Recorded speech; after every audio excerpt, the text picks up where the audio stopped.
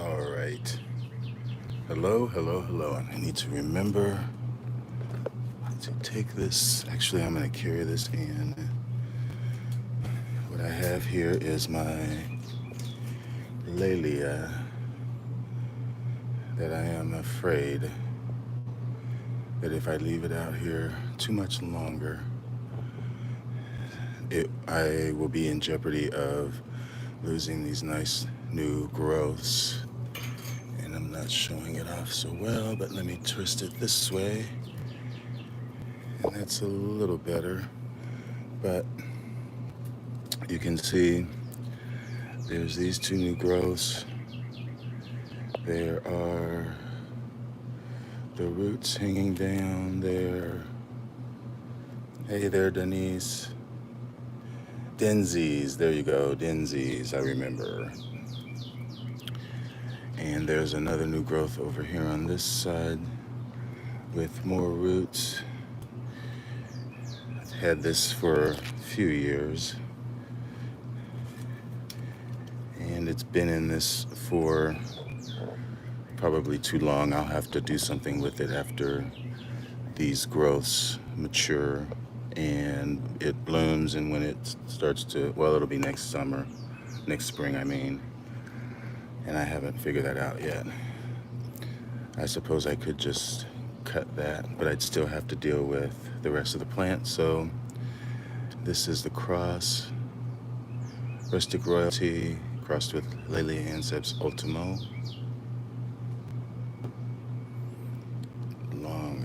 Oh, so there's two Denzies. I know, so you're not Denise Nowak, is what you're saying.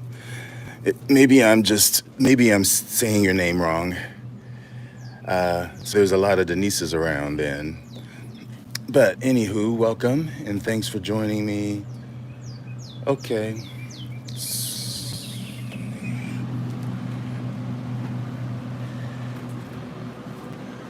So you did say you were Denise Nowak, is what you're saying.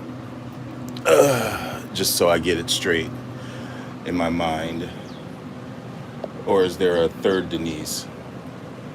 Okay, alrighty, I got you. Denzies with the beautiful nails. And speaking of beautiful, I decided that I'm gonna keep this. This is so fragrant. And I guess it is, people have said that it was what did they say? Something mermaid. That's something mermaid. Little Mermaid.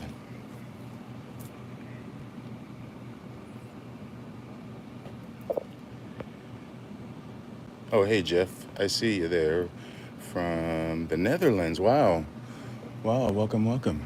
This is something that I noticed, which was a shocker. This is going to bloom for me again. This is my Friedrichsianum Pecret, which I love Friedrichsianum. Roger has the best Friedrichsianum in the world. This is just a baby, but it bloomed really nice for me. This is also I've really grown attached to this.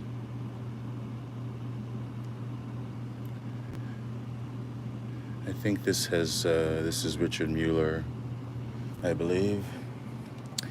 And this is still looking really nice. More flowers coming. That's my Epigreen Hornet.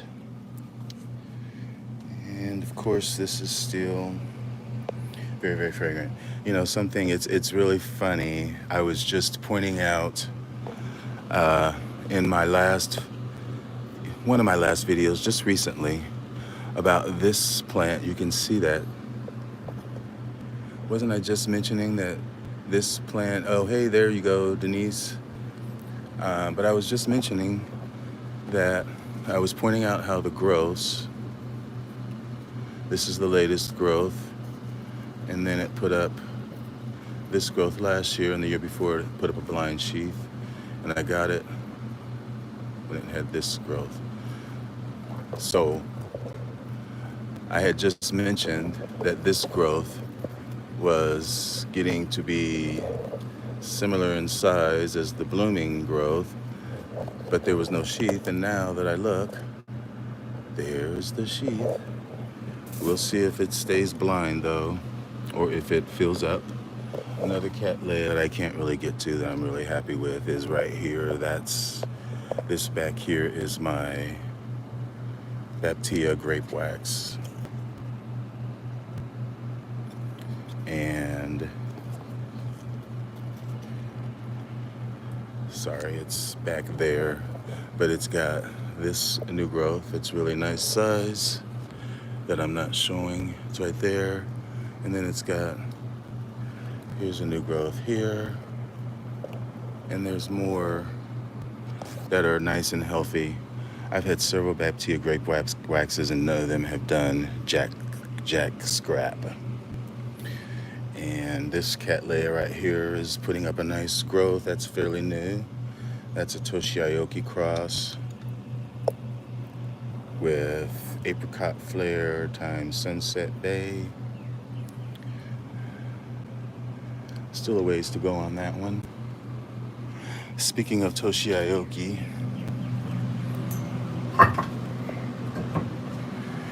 and I think things got a little bit too warm over here. My Simbidella, looked like the ceiling has dried up, but it's still got something green poking out down there. But my Toshioki, the other set of buds have opened.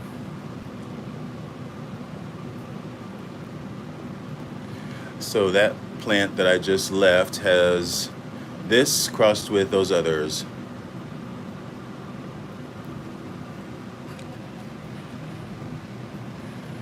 And this is a wonky blooming. It's upside down, but oh well, it's still very pretty.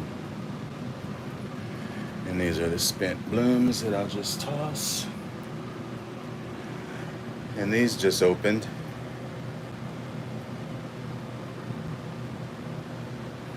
That is Summer Sienna Stars, Catleanthe, Suncoast. And these are what these flowers age. These have already been open at least two weeks. And I'm showing this. These are probably, you can see the petals are back. These are really aging pretty quickly, just as I suspected, since they opened up almost all at once. But yeah, that lip is something. It's definitely a runway for insects.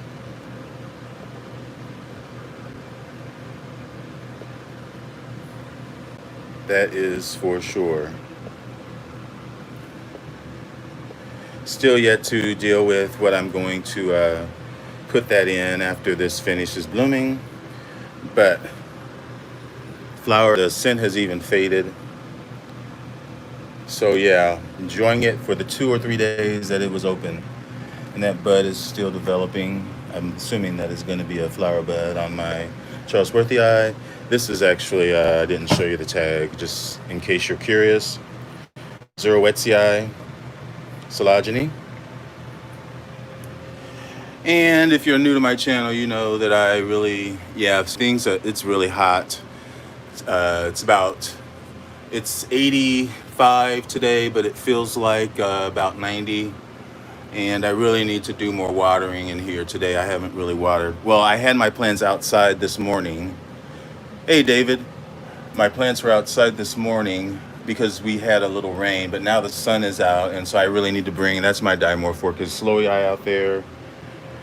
Yeah, that Silogeny is really nice. It's short-lived, I believe, but still nice. Yeah, these Arangus right here hate heat. They hate heat. But it's giving me a nice leaf there. That's going to open up pretty soon. Finally, you guys know how long that's been in bud. I mean, that's been in bud since the winter time. We're in spike. And this one has a new leaf forming and some roots. But again, You know, I have fans here. There's a fan up there, and there's a fan right there. So that's what it takes. It's still looking really nice. My guanemalensis. And pretty soon I'll be getting some flowers on my epidendrum illens. And there's more on that one coming. Yeah, we might get more rain, hopefully. But I don't mind as long as it rains. You know, these plants really like it when it's hot. The ones that I have, not these in here, they like it more intermediate. So they're really suffering. Not really these cattleyas, but really that microclimate is suffering right now, including some of those on the table. I know. But those out there, they're loving it. They're loving it. And these are about to give me some blooms, which is very exciting. Both of these, so excited. And this angraecum is taking that heat. You can see it's still nice and perky. Flowers still fresh. And those new flowers just opened. This is a very vigorous plant, I tell you. As soon as one spike finished, this is finishing and another one is starting. And this, before this one, there was this one right here. And now you can see there's another new growth that's right there. And I'm pretty sure that there is another one, yeah, up in there, yeah. See, there's two new growths. In fact, well, yeah. There might be actually three. Yeah, there's three new growths right here. So this plant, really, I can't say it enough. And the only place I've seen these is diamond orchids. Although the tag says cow orchid. Yeah, Little Mermaid Janet. But anyway, and I'm getting ready to get a bud open on my Vita Lee, taking its time. So yeah, but I'm about to make a decision on my Dendrobium johnsonii, which this has two new growths, which are pretty nice. This one over here has nada. And I can see, well, you can see the difference. This one is in sphagnum. This one has addition of rock with the sphagnum. You can see the canes are all green, the leaves are there, but you can see this one, especially when you look at the bottom of the canes, they're yellowing and it's spreading from the bottom to the top. When you look here, they're all green down to the bottom. And in fact, I see, what is that? No, that's a little weed. So you can tell which media the plant prefers. So I've got to get it out of here before I lose this plant. It might already be too late. But at least I've got that one that is very, very healthy so far. And there's another, just keeps on giving me flowers. My adorable upwind.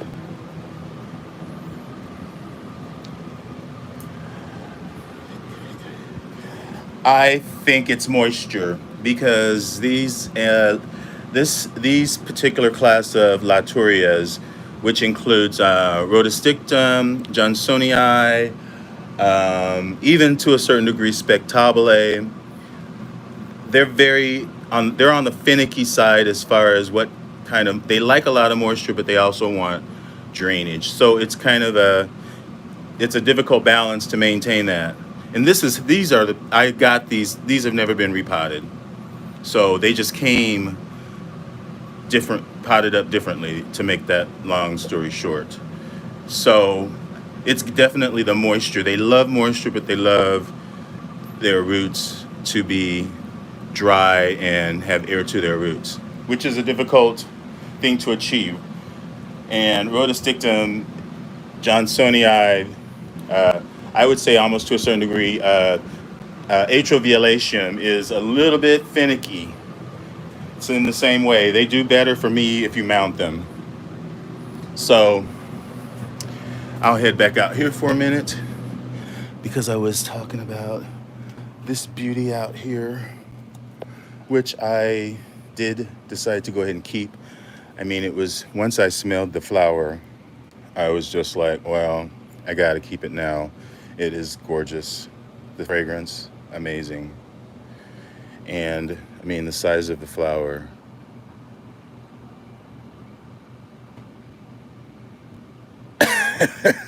What? Oh, am I repeating myself? Okay, well, I'll just keep on walking down this way. This seems to be. Did everybody notice Denzi's is in the house? Denzi's Orchids. The other Denise, who changed her name, she is no longer a Nowak. Just so you know. This I've been giving this a lot of water. It's been every time I come out here it's dry because it's recently been repotted. Let me see what else is happening out here. I am about to get some blooms on my lovely epidendrum encyclia cross. It's an encyclia cross right there. There are the buds. We all know that. I don't need to show the tag. That's my guarachia indigo blue. It's really dark. And then I noticed these buds. Hey there. I then noticed that my golden aya, which just finished blooming, is giving me more. Gotta love that. Since the rains, actually since last weekend, I have noticed just a lot of growth. That is nice new growth there on that cattleya. That's actually a yellow cattleya. I believe it's Destiny Dixon. That's what that says. And this is something new. That's a Gongora. But I know I show the heck out of these, and I've shown you that this has that root coming out. Well, maybe I've been showing you this one. But now they both have roots coming out of them. And actually one of them, I can see there's might be a new growth coming out of it. Quite possibly. Maybe. But you know how recently these were mounted, so when one of these is gonna be given away, of course. No, I was saying, I was just talking about, David asked me a question about why was one of the Johnsonii, Dendrobium johnsonii, performing better than the other. You know, I had already explained the media, they were potted up differently. One is in sphagnum and the other is a mixture of sphagnum and rock. And he asked me if, you know, what it was. And I had said that it was the drainage, it was too much moisture sitting on the roots. And that is what is the rapid decline of the plant, because I was naming spectabile as a finicky plant, I would say, as far as their moisture requirement, and they like a lot of water. In fact, when they are growing, they love copious amounts of water, as does Johnsonii, as does Alexandri is another one of those, I would say. Spectabile is one of those, and Rhodostictum I named, because I've grown all of those, I've killed all of them. And so I'm not an expert, I'm just speaking on my experience. And the only way that I've been able to grow those species successfully is either in all rock or mounted, just because they are very finicky. They're forgiving from what they want. The weather? Where are you at, Denise?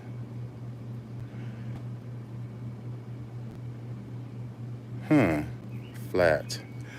I'm not sure, but in addition to them liking a lot of water, and that includes year round, they do like less in the wintertime when their growth slows down, if that makes any sense.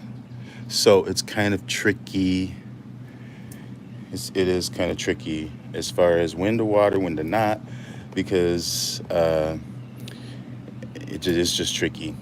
So that, to make a long story short, was the question why I was talking about Dendrobium spectabile.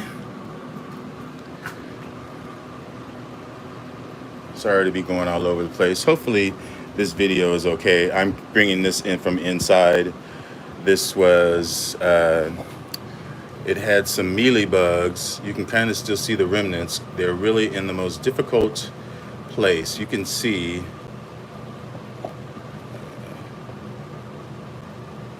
down at the top part where that root is. I mean, I'd have to peel all that back to get those mealies out.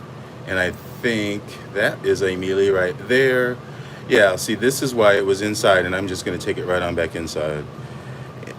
These are the most difficult areas to get it out. Well,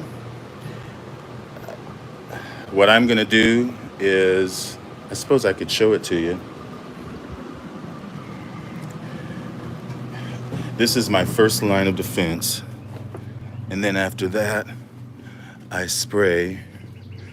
And if that still doesn't work, then I've got my toothbrush, which is right there. But even with my toothbrush, it would still be difficult to get down in there. So what generally you do first, when it's a plant that has scale or mealy bugs, especially if I can't get to them, and I don't have the right nozzle on the hose, but I'm just doing this as a demonstration.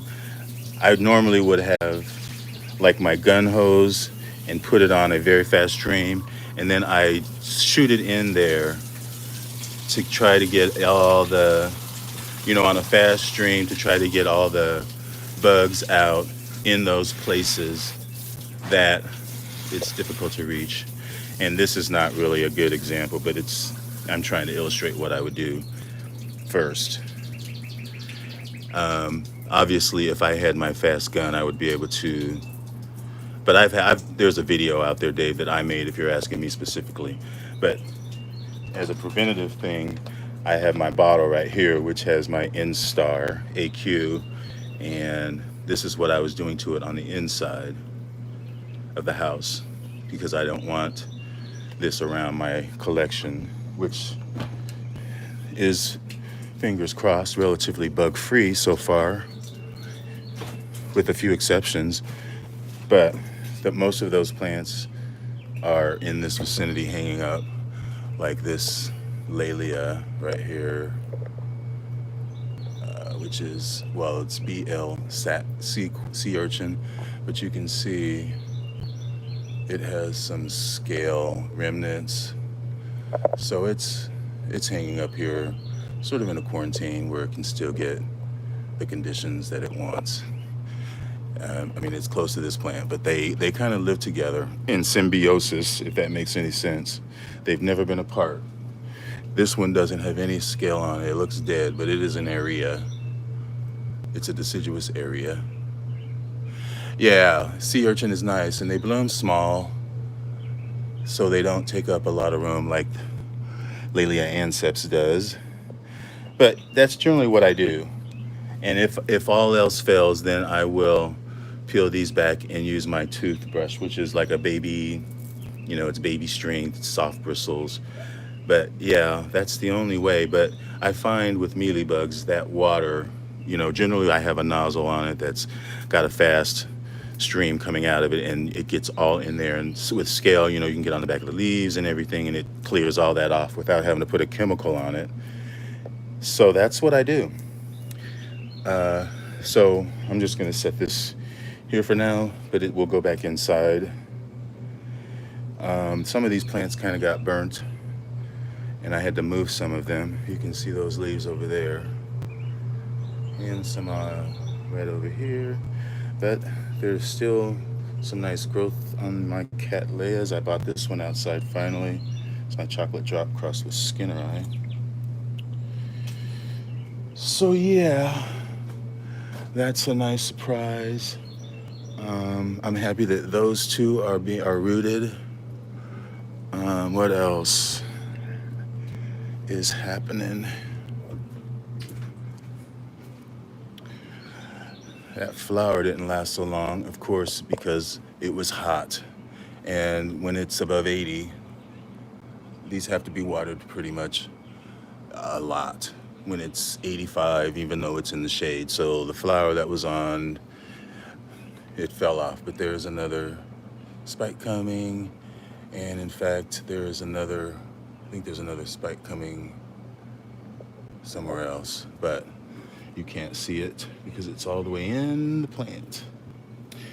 One thing that I think that I'm going to get some blooms on, which is really exciting, and I can't say enough about that orchid trail, is this is my nocturnum. And I know I had alluded to the fact that these were sheaths that were capable of putting out spikes at any time, but you can see that's no longer a sheath, it's bursted through and it's going to be a spike. So that has bursted through as well, but this, you can really see that is a spike. And when you look at the bottom of the plant, again, there's some new growths coming down there. This is my orchid trail. Hey, Paula, good to see you. And there are some nice roots. Granted, this came from Orchid Trail, and there is another growth over there. This is my Nocturnum 4N.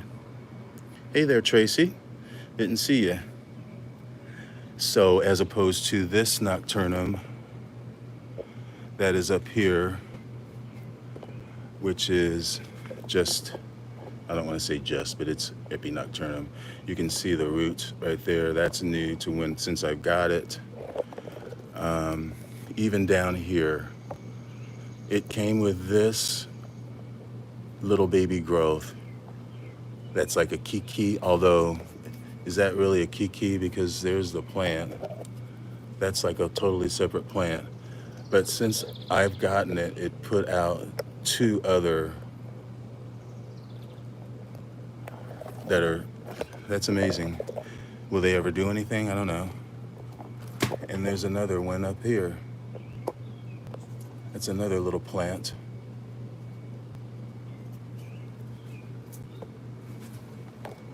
But this one is not really close to blooming. This still has the sheaths that have the used spikes on them.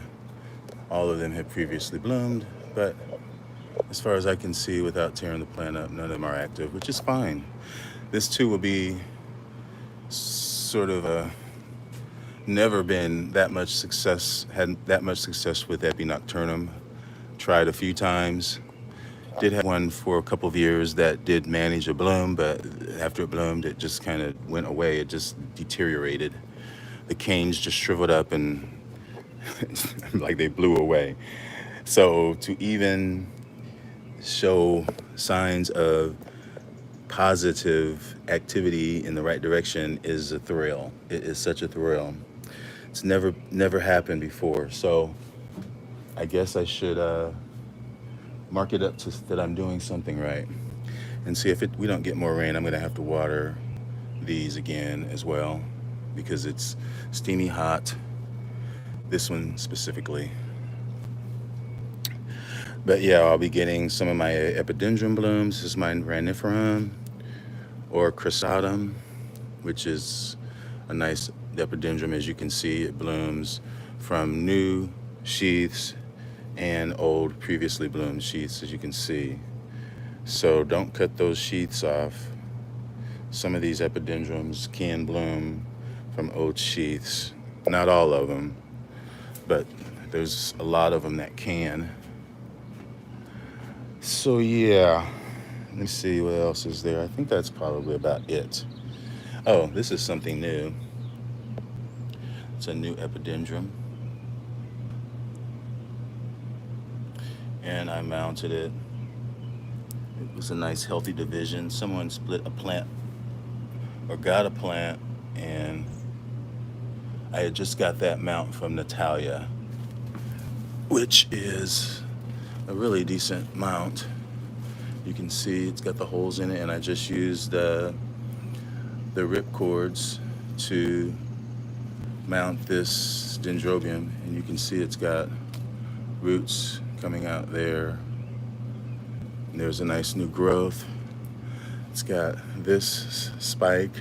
The buds are still opening, and then when you go down into the bud, down in there, you can see there's this another spike inflorescence forming in there. So that's pretty much a good thing. Yeah. Unlike this epidendrum right here, which is a cross that I got from Ecuador a couple years ago, jasminum crossed with that, and it's put up nice new growths. You can see there's 3 there. It's already got this one, and then there's these 2, and it blooms off of this spike, this inflorescence at the top. But I don't think that this will rebloom off of that one. I just don't think so. But yeah, that's pretty much all the excitement for me. I've always mentioned about angracoids as far as the more leaves that they put out, the more flowers. And I was noticing yesterday when I watered, this is my Linford White Beauty, and I won't be able to show it without taking it down, and there's just too much. But there is 2 more leaves tucked down in there that you can't even see. There's this one that's coming out, and then there is another one that is still forming at the top, very top. So hopefully I will get some flowers this fall, because it blooms in the fall. Really nice flowers. And this angraecum here is doing really nice for me. It's got the root coming out down there. No new leaves though. I think this is just a seedling. This is an Angranthes grandolina, which is Magdaleni crossed with Eranthes grandiflora. But yeah, that's about it, really, I think. Yeah, I think that's about it for what's going on out here. Although I am really happy with my Nindi here that's got a new root on it, and it looks like it may actually start putting out a new growth. And I'm really happy with my disc color right here, where the roots are getting longer. Hopefully it will attach to the mount. Maybe it already is. I don't know what's going on in there. But yeah. Let me dump this water out. Yeah, I really am pleased. There are disappointments like everything. And well, I should just say it's a half a disappointment, and it's this plant right here, which is my Cattleya Fred Tompkins Memoria Mahler, Miss Mahler Memoria Fred Tompkins. And this plant has bloomed for me last year off of 2 canes, and it's put up this new growth, and there's one back here, which is another nice size growth. So they're doing well, but because of all the rain that we've had, you see that leaf that is black at the top.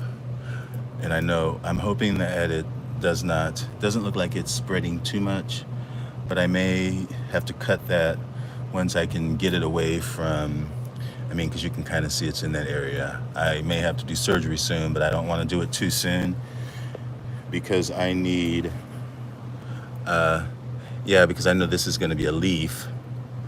And so I really just wanted to maintain that upward momentum, because it's got to get to this height from there to there in order for it to bloom, I would say. And this is another plant that I'm going to have to repot. It's been in this pot for maybe 1 year too many. Oh, the blooming? Well, I'd say if you put out growths, then if the growths have sheaths in them or if they are strong growths, I would just continually try to up the light. Like I moved this one here, and this cattleya honestly used to be sitting on that side, but I know it gets more afternoon sun. Like now, for instance, it gets morning sun and then it gets afternoon sun. Well, it's still getting its, but it will get more sun when the other area will not get sun, sort of later in the day. And I think just that last bit at the end of the day helps it, if that makes any sense. And that's why I moved this cattleya up here, because this area is the hot and it gets more sun than any other area besides outside of the cage. That gets more area because it bypasses the shrub and the cage altogether. That is the more of a hot area. This is more protected. Yeah, I don't know. If you can't put it outside, I don't know. That's a tough question. It's hard to answer that question. I still say more light, and I just don't know. I guess artificial light would be good, but if you can raise it even above, higher in your space, or just naturally without, I don't know. I just think I've grown things more by just raising the light naturally than by adding light, if that makes any sense. I don't know if that made sense. Just like moving it from here to over there will make the biggest difference in the world. Yeah, sun is completely better, but you have to work with what you have to work with, honestly. But sometimes, you know, cattleyas. I mean, I had this one growing under light for those other years. I guess I did bring it outside in the summer, but we have recently changed to those LEDs. I'm not sure if that had anything to do with it. Prior to that, oh my God, did you see that? There was like a big, well, anyway, it's in there now. It was like one of those, not a water moccasin, but like a dragonfly just flew in my greenhouse. It was a big, huge dragonfly about this long, just flew in my greenhouse. Oh well, I can't worry about that. This is attaching itself to that mount in there. But anyway, folks, I am sweating like a pig out here. You can see it's hot. This is doing really well for me. Still have to give it a lot of water. But these growths are now they are totally elongating. Even the one here, elongating more. And even that one over there, this is my Cimbadella. So that's going to be another challenge. But if the roots go down into the soil, then maybe I can just backfill it in and careful not to bury that pseudobulb over there. But it does look like the roots are going to reach down to the ground. And that's another plant that's got a lot of root going on. Yay.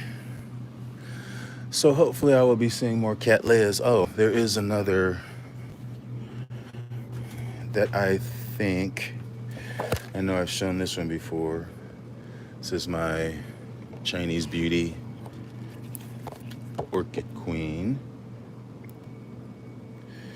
And it's got that sheath on it that I've been moving around, and now it looks like it's trying to brown up on me because of the sun, I'm pretty sure. But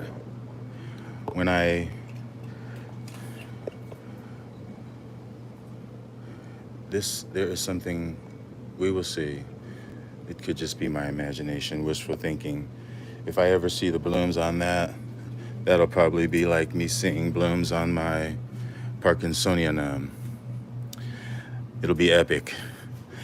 But anyway, folks, thanks for watching. And hopefully I'll be able to show you some of my new blooms soon. Of course, let me give you one more glance up here at just overperforming herself, Akiko Sato, which is my replacement that I could not have prayed this plant to do as good as it's doing. Honestly, I'm not seeing a growth or a new pseudobulb emerging yet, but the roots are a sign of things to come, hopefully. So I am going to sign off, and I don't know if I have anything coming. I might have a box coming, but I will be back at Melissa's this week. I will be, the story behind that was I only got 10 minutes into the video, and it was so hot in her front yard that my camera totally shut off. So I will be in her backyard where her orchids are, in her vegetable garden, and just more flowers, and I'll be talking to Melissa, who is a good person. So I do have some things going on this week, and hopefully you'll join me. We'll see you soon. Thanks for watching. Bye.